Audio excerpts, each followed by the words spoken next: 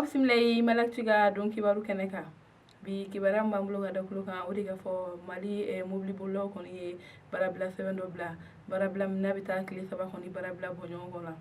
Ayiwa kibaruya min sera ma olu y'a yir'an na k'a fɔ ko min yɛrɛ ye Mali mobili bolilaw ye kɛrɛnkɛrɛnnenya la sotaramatigiw ale yɛrɛ ni taxitigiw ani minnu bɛ voyage siraw kan ani kamiyɔnbaw olu kɔni y'a jira k'a fɔ ko olu kɔni bɛna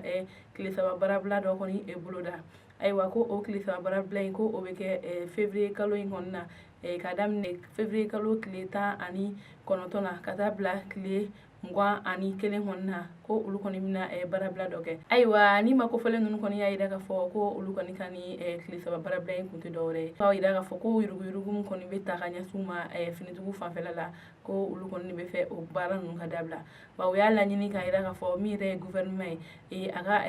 sariya dɔ kɔni sigi sariya min na n'u olu chauffeur bɛ se k'o matarafa ani finitigiw fana bɛ se k'o matarafa ko walasa yuruguyurugu min bɛ kɛ sira la olu bɛ se ka dabila cogoya min na. Ani u y'a jira k'a fɔ fana ko olu kɔni bɛ fɛ k'a ɲini gouvernement fɛ gouvernement bɛ dɛmɛ min don jamana kɔnɔdenw ye ko olu fana bɛ fɛ o dɛmɛ ɲɔgɔnna ka se olu ma i n'a fɔ soko fanfɛla ko ani min yɛrɛ ye k'a fɔ chauffeur min bɛ taa sɛgɛnnafiɲɛ la ni an b'a fɔ o ma nanzarakan na retraite ko gouvernement ka musaka dɔ bɔ u ye walasa o fana bɛ se ka nɔgɔya u bolo cogoya min na.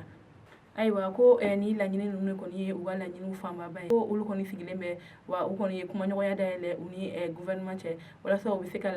walasa bɛnkan bɛ se ka sɔrɔ ni laɲini ninnu na jan'u ka don kɔfɔlen ninnu cɛ ko ni bɛnkan kɔni ma sɔrɔ ni laɲini ninnu na ko olu kɔni ye baarabila min fɔ olu kɔni b'o kɛ.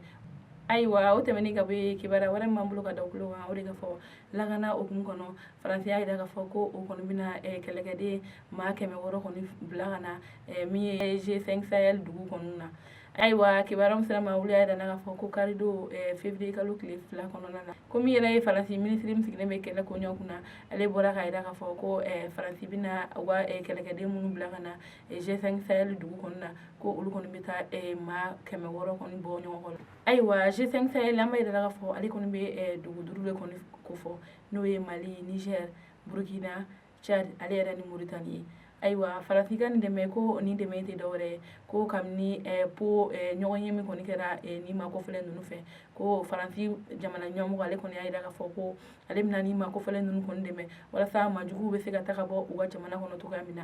Ayiwa Faransi kɔni y'a jira k'a fɔ ko olu kɔni amina ko tɛ foyi ye ko o de ye k'a fɔ ko majugu minnu bɛ nin yɔrɔ kofɔlen ninnu na walasa olu bɛ se ka taga bɔ yen lakana ni bɛn bɛ se ka na nin yɔrɔ kofɔlen ninnu na ko u kɔni bɛ kan di G5 Sahel maaw kɔni ma. Ayiwa o tɛmɛnen ka bɔ yen kibaruya wɛrɛ m'an bolo ka da kulo kan o de ka fɔ Bamakɔ Kande kɔnɔna la ni o ye an ka finitigiw dɔw dagayɔrɔ ye k'a jira k'a fɔ ko kuranɛ kalanba dɔ kɔni kɛra ka ɲɛsin an ka kɛlɛkɛden minnu kɔni ni tora kɛlɛ la. Ayiwa kibaruya min sera ma olu y'a jira k'a fɔ ko karido février kalo tile 2 kɔnɔna la ko min yɛrɛ ye minisiri min sigilen bɛ kɛlɛ koɲɛw kunna ani minisiri min sigilen bɛ lakana koɲɛw kunna ale yɛrɛ ni premier ministre ko olu kɔni ye maaw fara ɲɔgɔn kan nin yɔrɔ kofɔlenw na n'o ye finitigiw dagayɔrɔ dɔ la Bamakɔ kin dɔ la n'o ye an b'a fɔ o ma ko Kande. Ayiwa ko o ɲɔgɔn lajɛ in kɔni kun tɛ dɔwɛrɛ ye ko ka taa ko ka kuranɛ kɔni kalan an ka kɛlɛkɛdenw kɔni ni tora kɛlɛ la kɛrɛnkɛrɛnnenya minnu yɛrɛ ni tora Sogolonta la kɔsa in na ni o bɛ ɲɔnɔ. Ayiwa olu kɔni bɔra ka taa kalan kɛ ni ma kofɔlen ninnu kunna ani ka dugawu don caman kɔni kɛ n'u ye. Ayiwa kibaruya kuncɛ la kibaruya wɛrɛ m'an bolo ka da kulo kan o de ka fɔ fasadɔjɛkulu dɔ bɛ yen ni an b'a fɔ o ma ko collectif yɛrɛwolo olu kɔni ye ɲɔgɔnyeba dɔ kɛ k'a jira k'a fɔ ko min ye marisi kalo tile 26 kɔnɔna na k'u bɛna taamaba dɔ kɔni kɛ.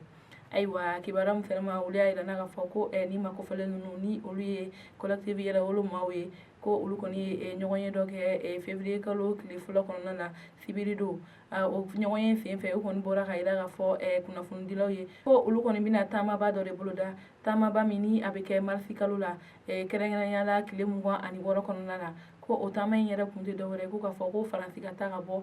an ka jamana kɔnɔna la. Ayiwa hakilina jiginna an b'a jira k'a fɔ janvier kalo tile 10 kɔnɔna la ni ma kofɔlen ninnu n'o ye collectif yɛrɛwolo olu kɔni ye taamaba dɔ kɛ taamaba min na n'u y'a jira k'a fɔ ko Faransi ka taa. ayiwa o tɛmɛnen ka bɔ yen tuguni u y'a yira k'a fɔ ko u kɔni bɛ welewele bila bɛɛ lajɛlen ma ko bɛɛ ka na ka fara u kan min yɛrɛ ye marisi kalo tile 26 kɔnɔna ye walasa ka b'u ka taama dɔ kɛ ko faransi ka taa ko sabula olu kɔni bolo ko binkani jugu min bɛ an ka jamana kɔnɔ ko o ye faransi de nɔ ye o de hukumu na ko olu kɔni bɛ wuli ka taama kɛ walasa faransi bɛ se ka taa ka bɔ an ka jamana kɔnɔ cogoya min na ayiwa an balimaw ni ne tun ye bi kibaruya ka da aw tulo kan aw ni ce aw ka kulomajara hali bi aw ni ne an ka jɛ an ka dugawu kɛ an ka mali ye